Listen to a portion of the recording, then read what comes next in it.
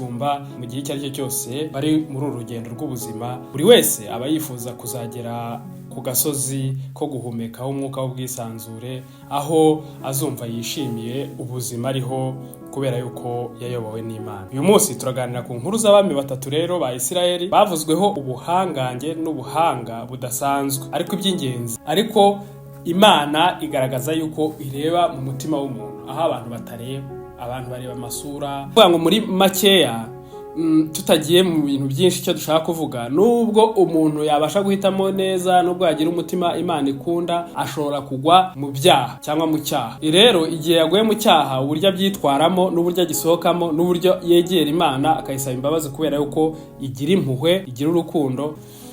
Muri iki kiganiro rero abakunzi ba Imena TV, aba bami uko ari batatu, harimo amasomo buri wese yagiye adusigira. Irya mbere, menya Imana no kuyubaha, isomo rya Dawidi, ndetse no kwizera igihe yajyaga kurwana na Goliyati abandi bose batinye, ndetse no kwihana igihe yari yakoreye icyaha Imana kandi akihana n'umutima we wose. Natwe rero turi abantu bashobora gukora ibyaha, turi abantu bashobora kugira ubwoba, turi abantu bashobora kuyoborwa n'amarangamutima mabi ashobora kutujyana aho dutandukana n'Imana, ariko umutima wacu n'ubwe dushobora kubihuza n'uburyo Dawidi yitwaraga, tukabasha kubaho ubuzima bumeze neza. Ndetse nanone guhitamo neza, twigira kuri Salomoni aho yasabye ubwenge, ubuhanga n'ubushishozi, ari nacyo duharanira gutanga ku Imena TV. Namwe mujye muhitamo neza mu byo mukora, ahubwo hitamo ubwenge, ubushishozi no kumenya gufata icyemezo cyo gushyira mu bikorwa ubwo bwenge wahawe,